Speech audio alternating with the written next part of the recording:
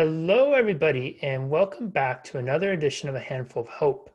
I'm so happy and grateful to have Petra Beumer with us here today, who is the founder of the Mindful Eating Institute in Santa Barbara.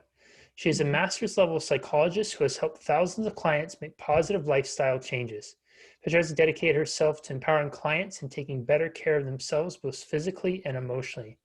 Petra's specialty areas are weight management, emotional eating, and self-care. And in her work, she combines cognitive behavioral therapy with mindfulness strategies. Her prescription for wellness is to love yourself deeply, to honor your needs, and not ignore messages from your body. The goal is to set an intention for finding inner peace and treating yourself with love and self-compassion. She's very passionate about teaching a daily practice of self-nurturing and not using food as a mood regulator.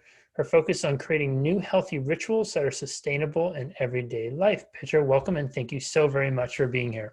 Thanks so much for having me, Jesse. And just as a disclaimer, I am not allowed, I recently found that out, I'm not allowed to call myself a psychologist. I'm licensed in Germany, but not here. So for anybody listening, I recently had an issue with that. I'm a counselor with a master's degree in psychology. So with that being said, thank you for the great introduction. You're going to be shocked to hear this, but I'm shocked living in California. There's not some sort of law that makes life difficult for you to help people. I had a beautiful little ad in the Montecito Journal, and I got a pretty threatening phone call from a psychologist. He was very offended. So in any case, it's all good. I just wanted to clarify that I'm not a licensed psychologist, but I have 25, almost 30 years of experience doing what I do. So here we are. Yeah. It's okay. I like your poster, Unlock Your Greatness. I like that a lot. And, yeah, you'll have to when I host it in Santa Barbara again, whenever we're able to have live events, yes. you'll have to come. I'll make sure you get a ticket. I'd love to come. Thank you. Yes. It's quite enjoyable. It's of all the things I do, it's definitely my favorite.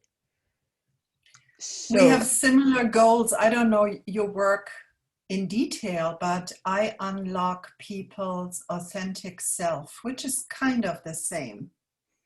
And standing in their own light, speaking their truth, having healthy boundaries, all that good stuff. So, but I'll let you take the lead on the conversation. No, let's start there about unlocking authentic self, because it's fascinating. I feel like maybe as recent as 5 years ago, you've rarely heard people talk about authenticity and authentic.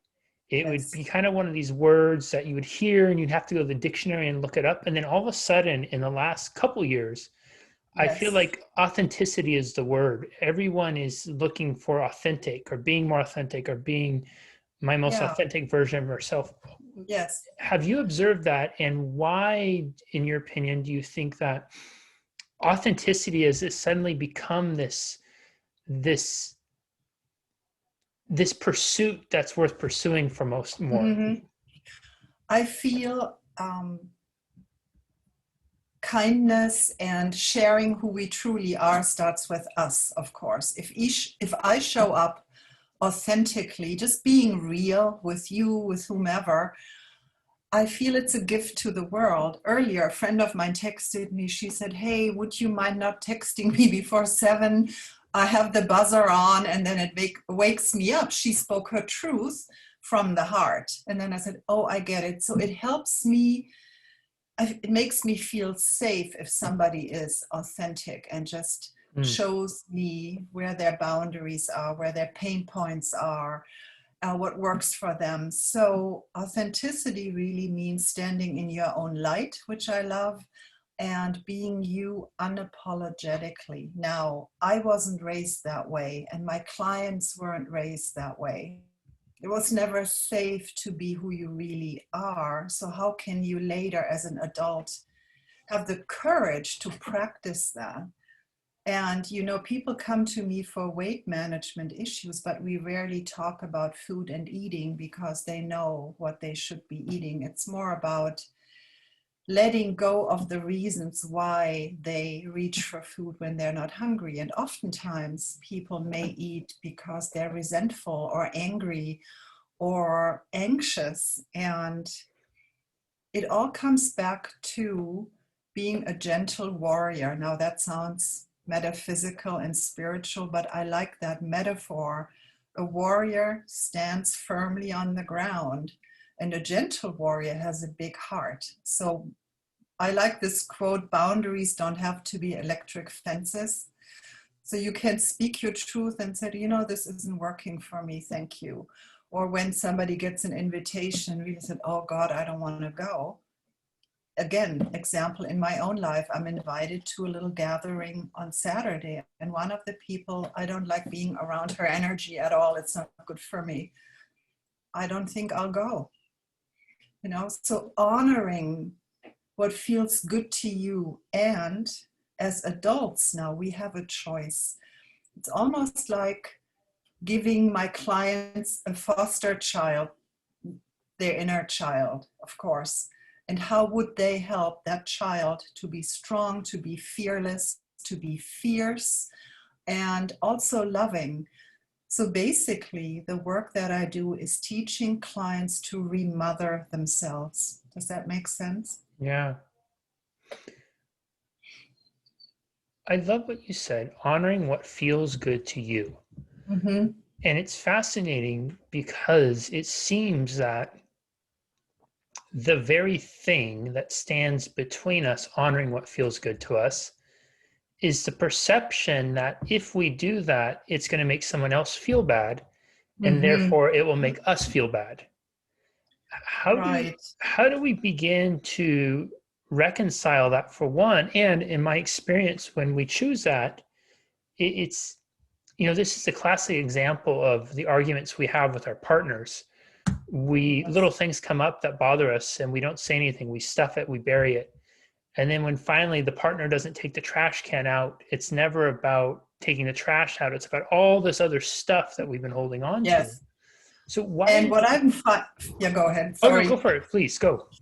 No, what I'm finding in relationships when I work with clients, I don't do couples counseling, but what I'm noticing, most couples don't really talk to each other. And also, at the same time, I feel oftentimes there are these little people in adult bodies with their childhood wounds dating each other and then getting re-injured and re-wounded over and over again, and then being angry at the partner who is just mirroring what happened to them when they were little. So it takes a lot of inner work to be an adult in a relationship and say, well, when you speak to me in this voice, it reminds me of my mother and it's so hard on me. Would you mind changing the tone? And a mature partner would say, wow, I wasn't aware of that. I'll try my best. Please point it out to me again. And that's mastery. That's true mastery, which brings me to a great book. You all have heard probably of the 4 Agreements by Don Miguel Ruiz. Well, he also wrote a great book, which is my little Bible, called The Mastery of Love.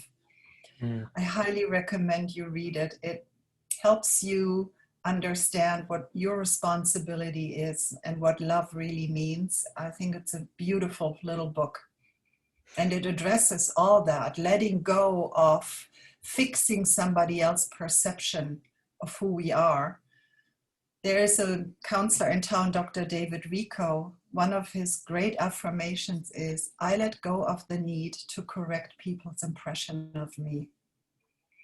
And that's big.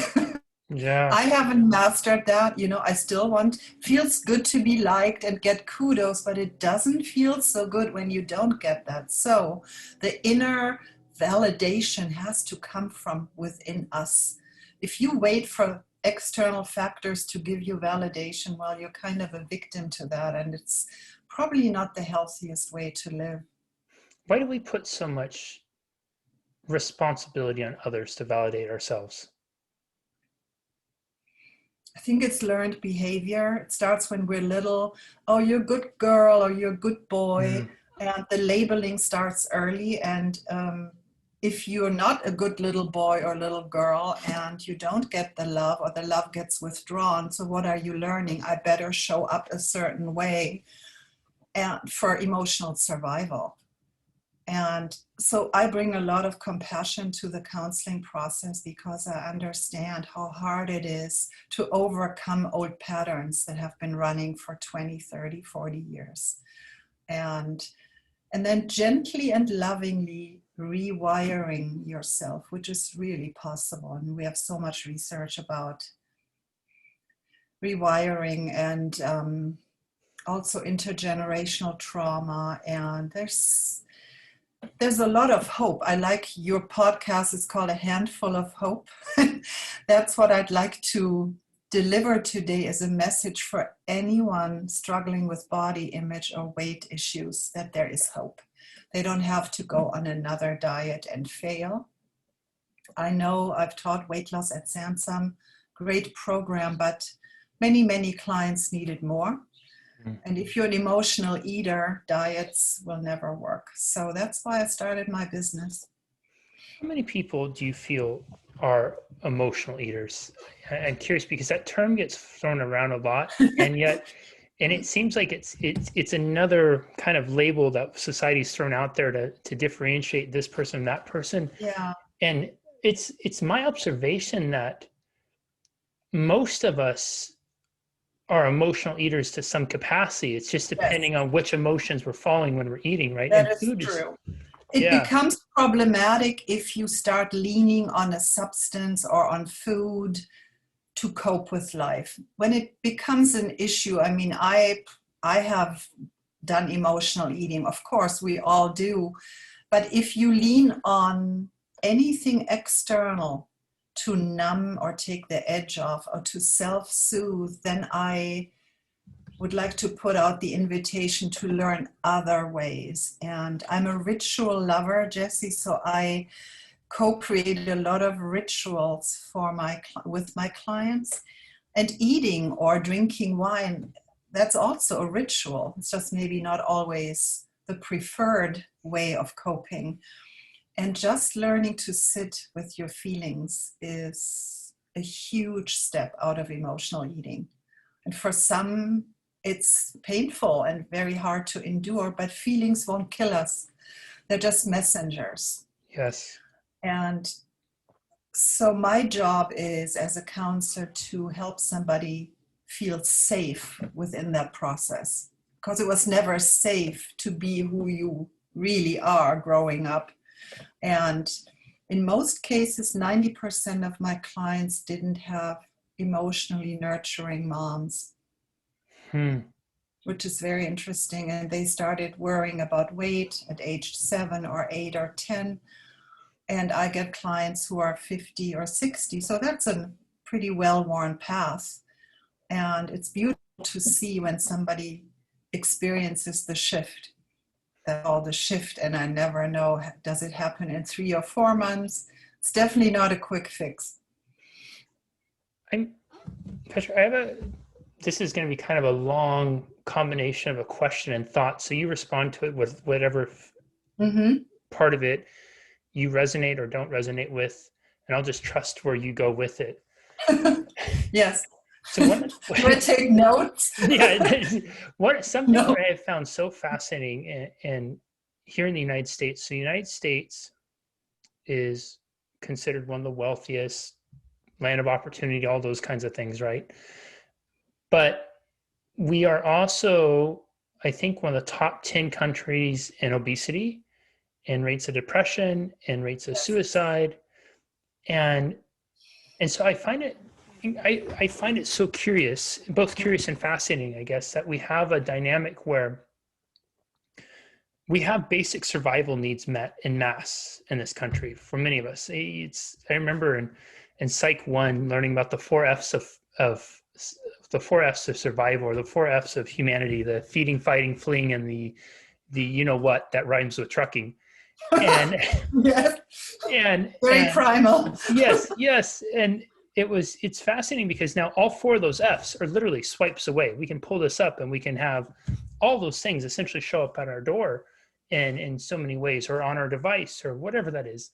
And so in so doing, it seems that with survival needs being met, and I've always been curious where people will go to a foreign country, especially a third world one, and they come back and say, my gosh, it's so poor, but they're so happy. Yes. Where is the breakdown? And so it Yes. seems there's this correlation, right? As survival needs are met, then we are pursuing more of needs of consciousness or evolution of consciousness, whatever that is. And in so doing, we arrive at these crossroads where now I'm not having to worry about, will I have shelter? Will I have food? Will I be able to reproduce? So now I can, but I'm still have this biological condition of worry and safety, right? Fight or flight. So now I start to worry about maybe what somebody thinks of me, or if my Mm-hmm. clothes I'm wearing are the right thing. So this is kind of, I'm building up to the question piece of this here. Mm-hmm. So I'm observing that, but then what I'm also observing is this societal almost tidal wave of where we have, gosh, and I hate the term, but just for a lack of better term, and if you have a softer, more kinder term, please correct it. Is it's almost like a victim empowerment culture where it's kind of like, you can't control what happened, you can't control this, you can't control that, you can't control that. And I don't know if there's, the conspiracy theory means says, well, we have so many pills that we pop now for it, it's very profitable for companies to put out messaging that we can't control this because it just helps us to medicate more. So my long-winded roundabout question to you is this: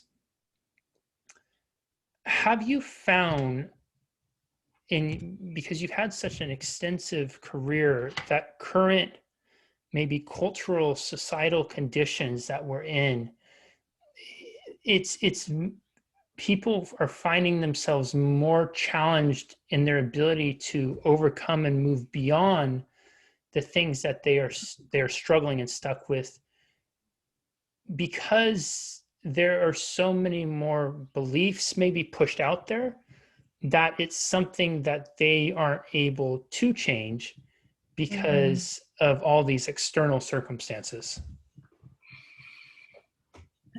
Those are very good thoughts and questions. And what comes up for me right away is I want to talk about my upbringing in Germany and how Germans deal with work-life balance. I want to came up when you were talking is like what's lacking is, and not, I'm not religious, but what's lacking is maybe a stronger connection to source. Mm. Then I also want to address the gift of having these iPhones, but the curse of getting addicted to this and people having an attention span of like TikTok, what is that, 90 seconds? I have to admit I am losing my ability to read a book because of all that. And I was Really? a reader, yes. So I'm not, what's the word? I'm not untouched. But a big question in my work, and also maybe which helps answer your question, is if people start asking themselves, what is my heart hungry for? And really explore that. The heart knows the way. And I feel people are now, yes, we're not necessarily starving. We have clean water, we have a house. And it's almost grasping at other things that stimulate us and making life more and more complicated. That's why people in poor countries are so much more content with a simple life. You know, this is probably how we would all feel if we went trekking or building a tent and sitting by a fire and having a bowl of soup. It's like it would bring the nervous system down. So I feel the overstimulation combined with, is it satiety, where you're just so full and there's too much of everything. What really matters, like Mm. storytelling, sitting in a circle, something that soothes the soul. I feel reconnecting with our spirit and our soul would be so helpful. And if somebody is a Christian, use that. If you're a Buddhist, do that. Whatever ritual brings you back to source and your own heart. And making time for that is so important. I see you out in nature a lot. I love that you posted after the riots in the Capitol. You said, go out in nature, turn off the TV. Yes, absolutely. don't get pulled in. We need to unplug regularly to be with ourselves.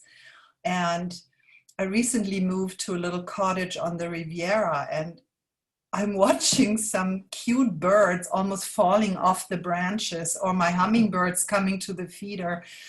And honestly, those are moments of pure joy. Yeah. This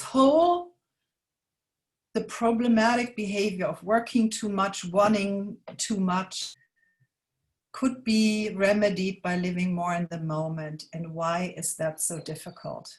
It is the most difficult thing to do, being present right now. And cultivating that would be the medicine, I think. It's And interesting. then quickly to Germans work super hard, super efficient, but damn, they treasure and defend their downtime. They know how to balance work and life. When I worked in Germany, I was in human resources. We all had 6 weeks paid vacation. We had in May and November, we got a double salary. It was just, we were very well taken care of. Now I left all that behind, and I'm now in the rat race and have to be careful.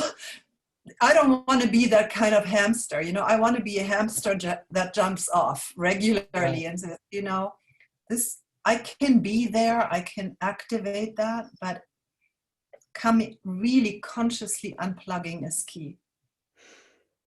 It's interesting you made a comment about the nature one after the stuff that happened at Capitol. I received an email from someone and they said, Jesse, I really enjoy a lot of what you post on social media, and I'm really curious about this whole turning off the news thing.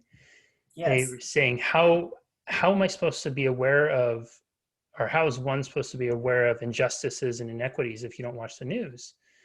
And I wrote them back and said, I really appreciate the question. And in my observation, in the modern day, there's kind of two types of people who watch the news. There's type 1 who watches it because they want to be aware of injustices and inequities, and inequalities, and they want to do something about it. And there's type 2 because they are unhappy, or they're existing in some level of dysfunction in their own life. Yes. And the news gives them a reprieve, and they have someone and something else to yell at. Yes. If you're type 1 and you're wanting to figure out, recognizing qualities and injustices in the world and want to do something about it, probably should take no more than 3 to 5 minutes of turning on the news, because they're not shy about showing you how effed up parts of the world are. And you have to be very selective to protect. Yeah. I have to be so careful because I'm an intuitive empath and I get so affected by what I witness. I have to be very selective, and then I feel it's time to, again, stop. Yeah. Yeah, it is. It's an interesting dynamic, because it seems that, right, human emotion in many ways is so formulaic. We know that we can, if we provide an appropriate stimulus, we can produce an appropriate response. It's lab tested at this point. Yes. And I think big media in many ways has mastered that. Of course. Right? What are the colors? What are the imaging? What is the sounds? What is everything that we need to do to get the most emotional reaction from people? And I love how you use satiety. I've always struggled with that word. I don't know how to say it. But yeah, but I love that you used it in a context outside of food, because it's often food, but it's so relevant to the truth that we are so overly stuffed right now with information and media and emotion that it's almost like it's like we're walking around with a cup. And I don't know about you, but I have this, I'll call it one of my isms. One of my isms is I hate filling cups up to the really full, because then if I have to carry it someplace, I'm terrified it's going to spill. So I will routinely fill it up only 3/4 of a way, and make the extra trip back rather than throw it up full way, because I don't want to spill anything. Yeah. And I feel like we're all walking with our cup overflowing, trying to balance it, watching it, and silently cursing under our breath because we're so full we're spilling over. Well, I like you post regularly about gratitude, right? Starting your day, I started doing this again every morning. What am I grateful for? Could be my warm bed, my cup of tea, my coffee, whatever. Then secondly, set your intention for the day. May I be kind to myself and others, let's say. Thirdly, how can I be of service today? And we know happiness research has proven if we do nice things for others, it shifts our well-being. And I also think occasionally or regularly is to ask yourself in the morning in the shower, what is the kindest thing I can do for myself today? And maybe it is to not watch the news, to not engage in anything that's toxic. And the kindest thing could be, well, maybe today I want that burger with fries without guilt. Or the kindest thing is, no, today I'm going to make green juices. In my work, there is no black or white. You know, you want to learn to become an intuitive eater. Intuitive eating is just a tiny thing under the umbrella of mindful living, being in tune with your needs, with your emotions, also with your values. Now, I was in a job once where I withered away and I got more and more depressed. And my German friends refer to it as the deprivation experiment. Let's see how long she lasts. And I finally just quit that job and started my own business. And it took a lot of courage to do that. So I don't know where I'm going with this, but these are just little nuggets of wisdom that I throw out that I use in my work depending on a client. We're all unique beings, but the needs are universal. Being seen, being heard, feeling loved, being safe, and most importantly, feeling connected. I really miss in-person meetings, hugging people right now. So that's a huge loss for me. But we still have this, you know, rather than, oh, I don't have this, we can say, my God, I'm grateful for Zoom. Yeah. So both feelings can live, the feeling of loss and sadness, and you can celebrate what we still have every day, right? So I'm not saying, oh, we need to be in a constant state of bliss. That's completely unrealistic. But gratitude is a big deal, and you practice it and you teach it, which is great.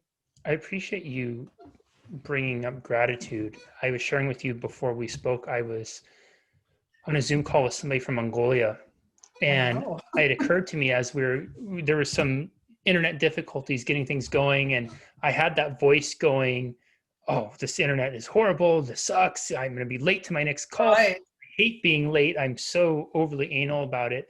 And all these voices come up, and then there's this other voice going, Jesse, you're talking with somebody via video in Mongolia in the middle of a pandemic. Like, how freaking cool is that? Exactly. Right? And then I started thinking, yes.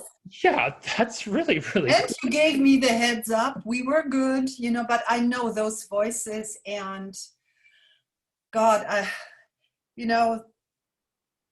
cognitive restructuring is talking to ourselves differently, label our thinking, and replacing whatever negative thought is running with a beneficial thought. I use that strategy, cognitive behavioral therapy, and mindfulness-based strategies. Now, what is mindfulness? How would you define mindfulness?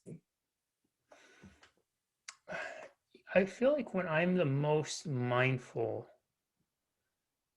is when I am the most in the moment. Yes. And able to have, so I guess there'd be two pieces of mindfulness for me in a way. It's when I'm most in the moment, and then it's also when I'm most, I guess this would also be in the moment, but most open to engaging in a dialogue. Yes. With what thoughts come up, as opposed to just a thought comes up and I take it as the gospel. Right. Right. And when I'm not being mindful is where the thought comes up and I immediately have the emotional reaction to it. Mm-hmm. And then I take that emotion and that combination of thought and emotion, I make it into my gospel for the next however many moments. Yes. And you know what's good information for us? If we have a very strong, disproportionate reaction to an event, it's highly likely that that's a very old wound that got triggered, where it goes so fast and the wiring is right there and you don't have a chance to relabel it. It's like, holy cow, then. And now comes a very important piece of my message of today is mindful self-compassion. There is a researcher named Kristen Neff, N-E-F-F, and her partner, Christian Germer, G-E-R-M-E-R, and they have a model called mindful self-compassion. We know mindfulness and John Kabat-Zinn for pain management, but these two researchers are my heroes, and you can Google them, mindful self-compassion. They teach you very basic little things. Let's say I have you recall a painful moment from the last week, and then I would have you close your eyes, put both of your hands over your heart, and wish yourself well and say to yourself, may I be kind to myself in this moment. This is a moment of suffering. And I really feel for any emotional eater, anybody abusing alcohol or other substances, of course, go to your treatment programs, but I hope that these people can also incorporate being more compassionate with themselves, as if they were soothing a small child. Because we're so good at being kind to kids. Would we say, have another drink, get over it? Or would we say, oh, honey, come here, I'm so sorry. I'll help you, you know, what can we do? Yeah. So the inner child is an overused term in psychology, but I still love it. I use it in my work because the little one is still alive in us and needs us. Of course, it's a metaphor. So, yeah. Petra, before I ask my final question, where can people Yes. find and connect with you online? Yes, it's the mindfuleatinginstitute.net, mindfuleatinginstitute.net, long word. Or I think Petra Beumer should come up too, but just Google Mindful Eating Institute in Santa Barbara and I pop right up. Very good. We have about 30 seconds or less Yes. left. And so in 30 seconds, I know that eating, substance abuse, those types of things have been at highs this last year through the pandemic. Yeah. And I do believe that there's people that are aware of it and they're wanting to do some work on self with it. What might be one act of self-compassion that somebody could perform for themselves today? Practice a mindful pause before reaching for a glass of wine or food and just sit with that feeling of I have an urge. And then gently put both hands over your heart and say, honey, what's going on? Are you anxious? Are you scared? Are you stressed? And just breathe into that and just wish yourself well for a minute or two. That would be